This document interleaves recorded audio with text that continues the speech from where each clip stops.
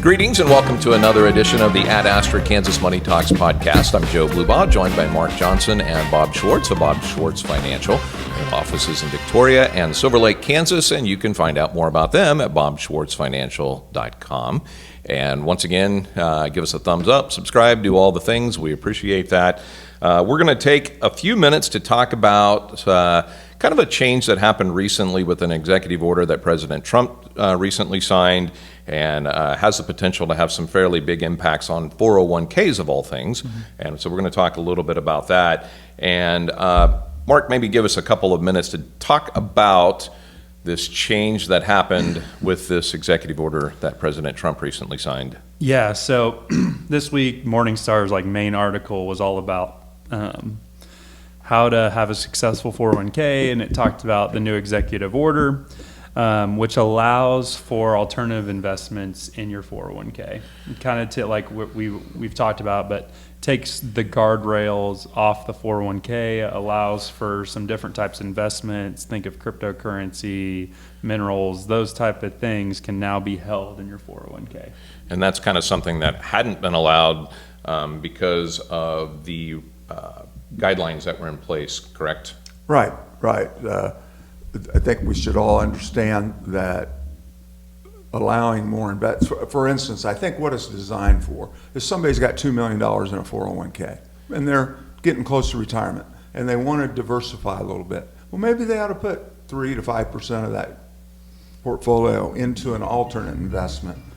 The one thing that you want to make sure of is that you don't get into a position where you're trying to manage money from afar and be your own, personal. Yeah, you're 25 years old, you're in your 401k, and you're putting it all into to a bunch of different crypto. Yeah, that's not an investment. Yeah, and we're gonna go through a couple of scenarios like we like to do. We'll get into that in a moment. But Mark, we were talking just a few minutes ago, and you mentioned something that I thought was important. Is your concern with this is with those guardrails, so to say, being removed, is that somebody might take the balance of their 401k, or especially if they're just starting and maybe they're have a few years worth of savings, and they put it all into something really risky, and poof, it's gone. And not only did they lose the most important foundation of their savings, but the psychology of that can be hard to overcome as well. And the private markets just don't have as many rules and regulations as the equity markets. And so when you have these, the crypto, the, gold and silver, whatever that is, there's people on YouTube, on Instagram, on TikTok, whatever, that can claim certain things, and there's nothing that is holding them accountable for those, for what they're saying. So, we've all heard about rug pulling and tactics like that in the crypto market. So, before that was, maybe on your Robinhood account, you get the rug pulled on you, you lose some money, and that stinks. Well, now all of a sudden, this is somebody that maybe is just getting started in their 401k. They're putting all their money into this investment that they heard was really cool on TikTok and that they're going to make a ton of money on. And then all of a sudden, 3 years later, or maybe a year later, whatever it is, the rug's pulled out from under them. They lose everything.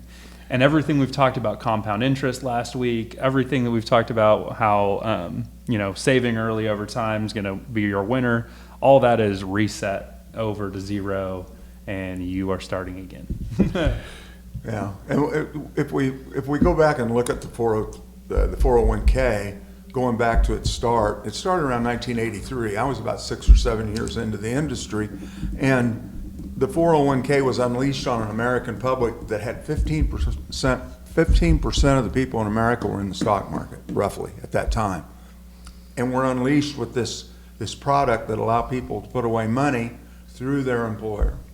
And first of all, we spent the first decade of that when people would come in. Have you participate in the 401k at work? Oh no, I don't think that thing will be there. They don't trust. I don't trust the company I work for. So consequently, these people would come in and we'd be talking to them about, no, you want to be involved in that. You want to get into a tracking index fund, and we'd help them do that. but there's guardrails in there because of something called ERISA, which is the Employee Retirement Income Safety Act, something that along that line. And there were guardrails there, and those guardrails are still there in a sense. But if you open it up to alternative investment, which is real estate, precious metals, crypto, you're opening up a whole nother can of opportunities to make mistakes. And is real estate a bad investment? No. Real estate has historically been a poor investment within mutual fund situations because of the expenses. Yeah. And if you get, everybody probably today that has wanted to own crypto has owned it. It's not cheap to own. The fees, we've all bought a little bit of crypto there's fees in there. And we're giving people an opportunity for bad actors to be sitting in those 401ks or advertising. And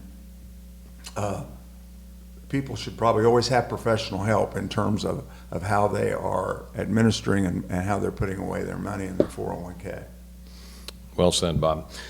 So let's take a few minutes to talk about a tale of two retirement savers. So we're going to talk about Laura and JR. Yep. Both are investing in their 401k at work. And we're going to talk a little bit, let's talk a little bit about Laura to start with. Yeah, so this is the example Morningstar used in their article. So I took it directly from them. But Laura, pretty much we're going to talk about how chasing a return does not always mean you're going to win in the end. And so Laura starts at age 25. She saved 10% of her $75,000 salary with an employer match. That's a total savings about 13%. Balances enjoyment of life with future goals. Whereas JR, he has the same salary. He waits till he's 30 to start, so 5 years later. He contributes only 6%. That's enough for their match, and chooses the lifestyle today over future savings. So he's living it up now, not saving as much. Laura chose simple, target fund. She had comfort, easy, transparent, easy to track, just left it alone from the beginning. She left her, however you feel about target date funds, that's what she did, left it alone. Whereas JR chose this new private market target date fund for higher return to make up for lost time. So he chose this, they have a new target date fund that's all through, including these private markets to try to get a better return. Both have identical careers. They both retire at 65, earning $178,000 by the end. JR's private market TDF outperformed slightly, 8.9% versus the 8.4%, nearing the end, $2 million.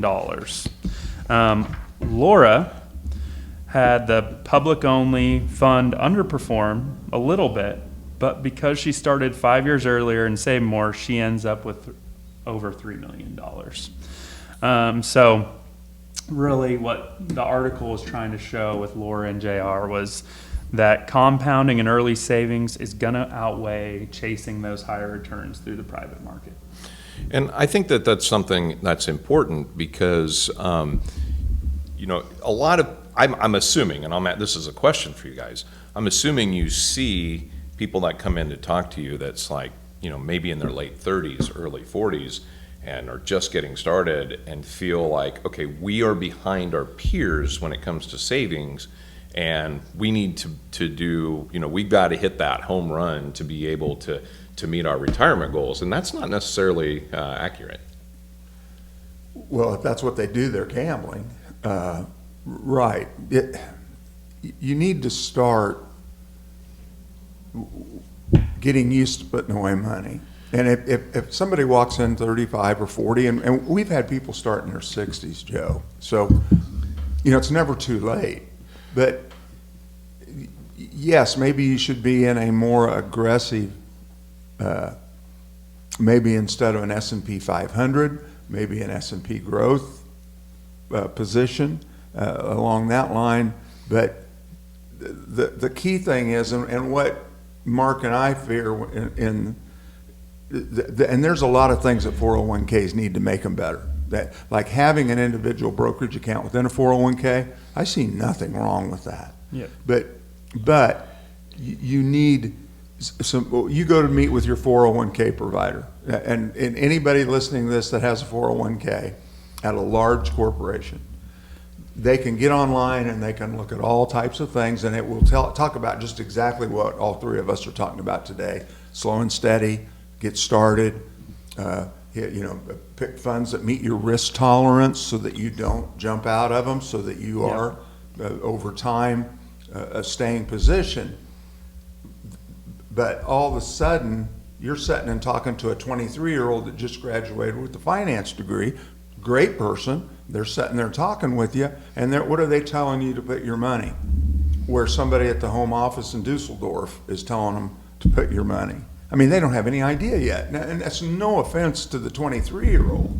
But, if I'm 50 and I'm talking to my 401k provider, and it's a 23-year-old kid that's there to enroll me or to talk with me about it, I'm not getting the kind of help I need. I need to talk probably to a professional, to a fiduciary that can say, okay, with your risk tolerance, with what you're thinking, here's where you need to put your money.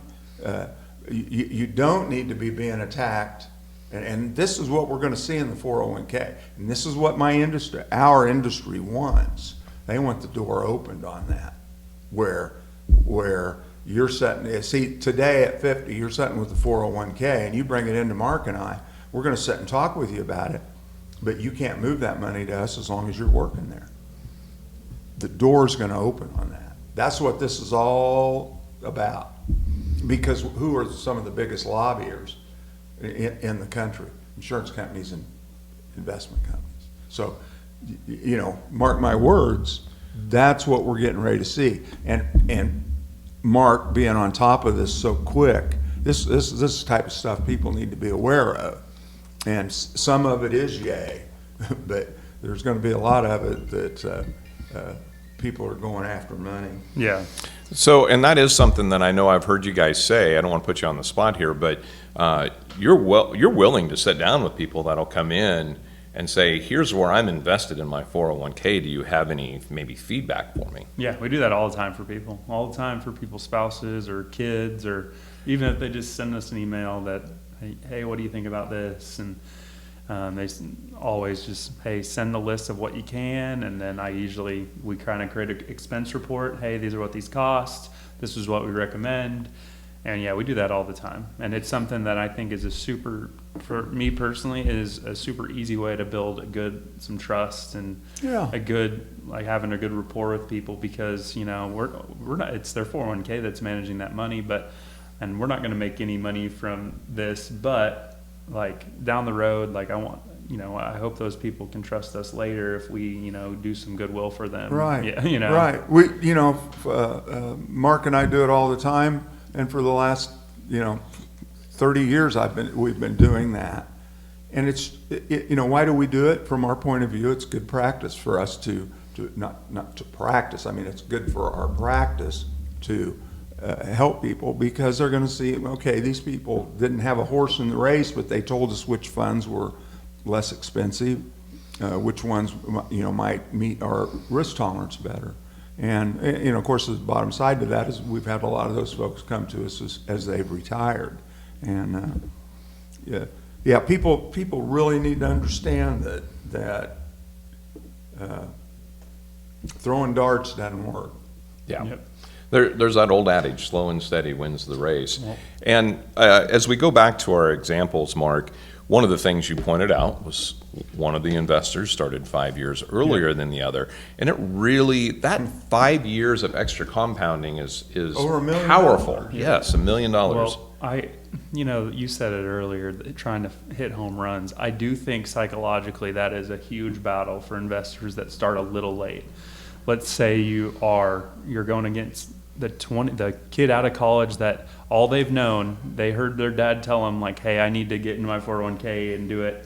And so since they started working, they were in their 401k, they're doing their thing. And by 30, they've probably had some good returns by the end. That in 5 years they've seen their snowball keep going, and from then on they're probably pretty engaged in the market and things are going off on a good start. If you're that opposite, if you're that person that didn't do anything, all of a sudden you're 32, 33, let's say, you have nothing in retirement, and then you're starting there, you are going to be looking, because you're going to be 37, 38 before maybe you start seeing the snowball going down the path a little bit. And I think that's hard, because when you get near 40, I think people start thinking about, am I going to have enough to retire in 20 years? I think that starts to get to wear on people. So I just think it is harder when you wait. And we've talked about this, it doesn't matter, like, get started, it will pay off. But I do think psychologically it does make a big difference if you start it or if you're trying to jump in later. I got two scenarios for you, since we're talking scenarios. You got the guy at work, say you're a welder. You got the guy at work, and you're a welder, and you're putting as much into your 401k as you can. You're getting the company match. You're 27 years old, and you're just putting the money away. And it's you look at it once a quarter, and you're just plugging away. The guy that works next to you is playing the market, and he comes in and, hey, oh man, I made a lot of money on XYZ stock, and you're sitting there listening, and you're going, wow, and I made a ton on this stock. And individual stock pickers are just like gamblers. So I was going to say, it sounds like a slot machine. Yeah. All they're going to tell you about is their winners. Yep. And I spent until I got old enough to tell the guy next to you to shut up, I'd sit there and go, well, okay, if you want to buy some of that, but it's awful high. And then they'd buy it, and it'd plummet. And then you'd sit there and you'd want to go, see, I told you, but you can't, because it's too late. And so consequently, those guys that are chasing that, I made, and you'll get the phone call, my friend made 32% last year, and I made 20% in my 401k. And are you upset with 20%? No. So if your friend wouldn't have told you he made 32%, you'd be happy. Oh, I'd be really happy, because 20% is really good. And your risk tolerance, if I remember correctly, is you've only got about half your money in the market. Well, yeah. Well, you did pretty good. Yeah. But you get listening to that guy next to you. That never happens to women, by the way. Mm-hmm. I have never had a woman call and go, the lady I work next to made, she was bragging about her returns. She bought Tesla and she made a ton of money on it. Yeah. But that's all of us. I mean, I'm not throwing that guy under the bus. We've all sat there and had somebody say, "Oh man, I just killed it on such and such." Well, we did a presentation for a women's group a while back, and we found this fidelity study that said women are better investors because they don't do the buy and sell, and they don't fall for the traps of like, at work I got to do this because so and so did this. They just they showed studies that they just don't do that. Yeah. Well, it's so funny, because as I've done this podcast with you, I think I've said it before on this podcast, but it's so funny. You guys are almost psychologists in a way. You're not trained in it, but you sure do have to take advantage of the telling people to, their psychology of this. There's a reason that, anytime we have people like, hey, what book do you recommend about money? Like, that happens a lot. Every time we say The Psychology of Money by Morgan Housel.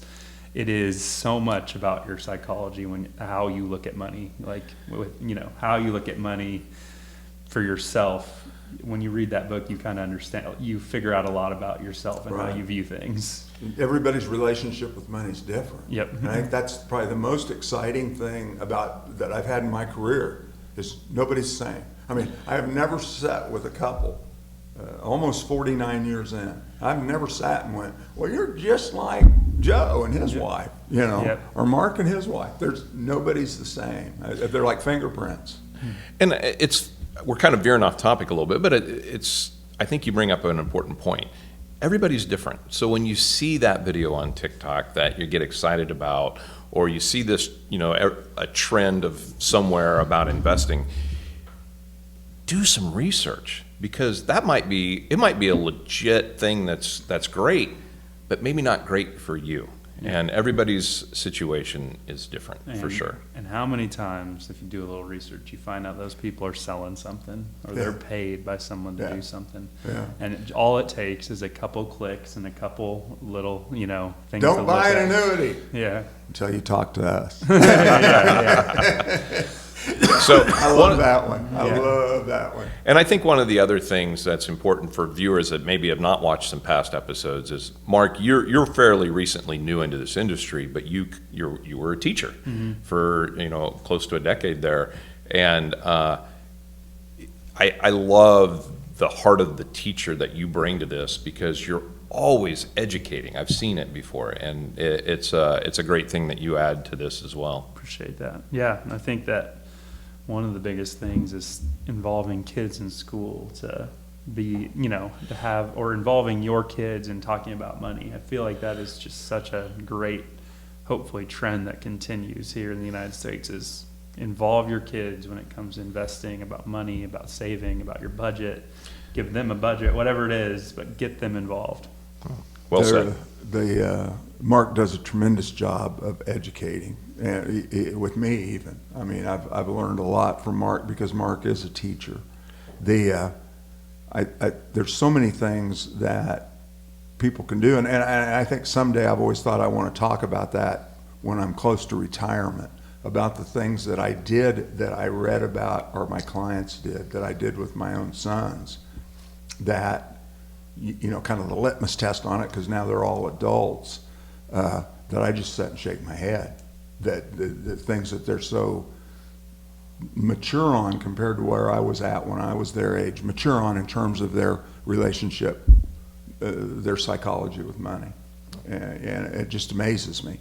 And I'm not bragging on that. That's why I don't want to really talk about that until I'm, like the last podcast we do or something that I'm involved in, not the last one that I think you guys would do. But I think Mark hit the nail on the head of educating our children, and not only through the education system, but through us as parents. And I think, from what I've watched of you two, and we're all neighbors. What I'm watched, you guys are doing an excellent job also of the same. That's very important. Well, it's funny. I kind of said we veered off topic, but we kind of haven't, because education is an important piece of this, and it comes right back to what our topic is today, of educating yourself on what your 401 offers and maybe will soon be offering in as far as investment choices. So as we kind of wrap up this episode, Mark, what are some of the key takeaways that people need to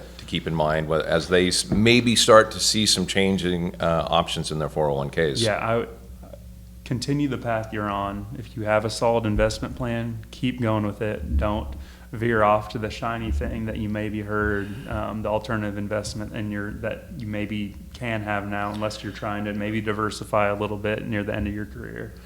But keep the path you're on.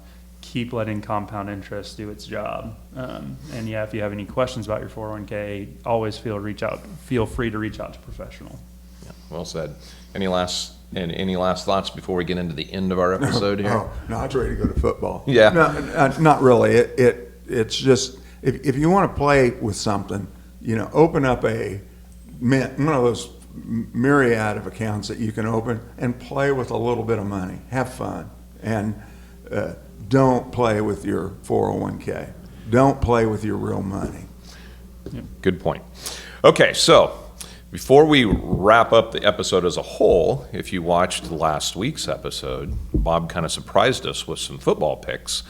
And one thing that was crystal clear after the first week is that this will not morph into a football picks podcast, because there were two people tied for first place out of our 6 picks last week, and the record of those two were 1-5. Yep. And I was the 0-6. Yeah. So the good news is I can't get any worse, because we are going to pick again this week. But please don't use our picks to, if you have a little fun account with one of the gambling sites, don't use our, unless you're doing the opposite. Then maybe it might be good. Yeah, inverse. Bet against whatever we pick on after our first short week. our picks. There you go. There you go. So last week we had, and we like to talk about our local team. So Bob, go through our results if you don't mind, please. Well, last week we shot blanks on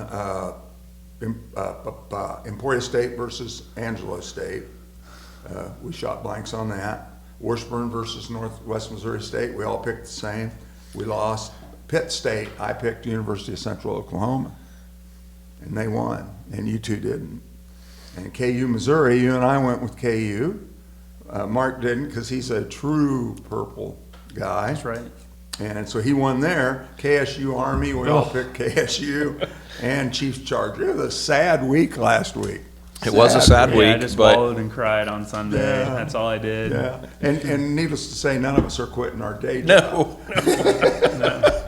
Yeah. Okay, this week, Fort Hays State versus Pitt State. Ooh. I'm going Pitt State, Okay, so even though I like Fort Hays. Sorry, everybody. okay. First of all, I have to stop being a homer. That's probably my number one problem. Pick with my brain instead of my heart. But I'm a Fort Hays grad. So yeah, put me down for the Tigers. And Bob's Hays. Bob's picking Hays. Okay. Emporia State does not play.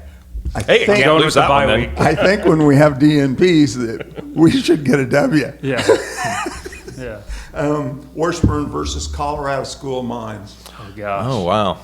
So it's so funny. If you're not from this area, Colorado School of Mines, it's an interesting name for a college, but it is a big engineering school. A lot of brainiacs go to the Colorado School of Mines. So for that reason, I'm going to go with Washburn.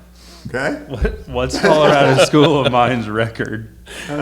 Hey, well, we're not going to talk about that. I want to know. I didn't research this at all. You can't. There's no Darn research. Millennials. Yeah, All you got to do is go look at the MIAAs to see who they play next week, Mark. I don't remember we're going to do this. Okay. I'm going with Colorado School of Mines because I'm just going to go opposite all week. Bob Swartz went with Colorado School of Mines.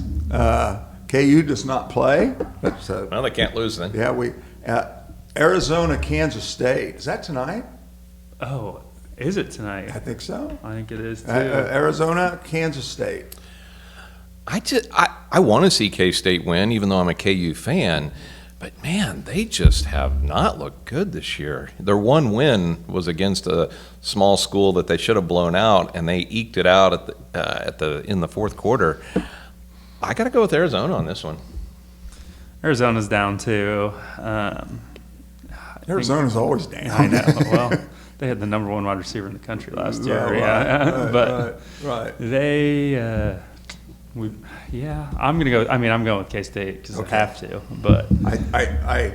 But I do believe. I'm hoping. I don't know if Dylan Edwards is playing. That's going to make a big difference. But hopefully we figure something out. I think K-State shows up this week. Yeah, it's to a point where it's like, if we don't win soon. Right. This doesn't count as a conference game, though, which is weird. It's Yeah. like the whole, we play someone in our conference but doesn't count as conference. Does anybody agree with me that the day the Big 12 died was when it became the Big 12 and the University of Texas? Thank God they're gone. Started running the league. Well, It just hadn't been the same. That's a topic that we could dive into. Can we do that sometime? No, we're not a football podcast. Okay, all right. And last but not least, Chiefs versus the Eagles. Chiefs. We're gonna get right. Eagles secondary looked really bad, They did not. but look I that will great say the against Eagles are really scary. But I'm never gonna pick us to go start the season 0-2. I don't know. Yeah, okay, so you're I said I got to stop being a homer. I'm going Eagles. I think I'm going to go Eagles too. As much as I want the Chiefs to win, I just don't feel good about the game. If Worthy wouldn't have gotten. Yeah, that is what's scary. Yeah. But he might play. I don't That's what know. I've heard. So Yeah. if he plays, I feel all right. Is Taylor All right. going to be at the game?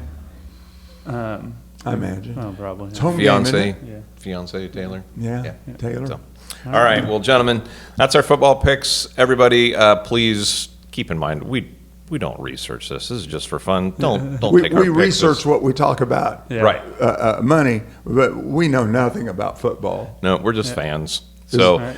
please don't, if you have more than a rooting interest in a football game, please don't take our picks as part of this. So anyway, gentlemen, thank you very much. Yep. Once again, if you would like to talk to these gentlemen about money issues, not football issues, then bobschwartzfinancial.com is the best place to find contact information, learn more about what they do. And once again, give us a thumbs up, a like, follow us on YouTube and wherever you get your podcasts. Until next week, thank you very much. Hope you have a great week. Thank you. Thank you.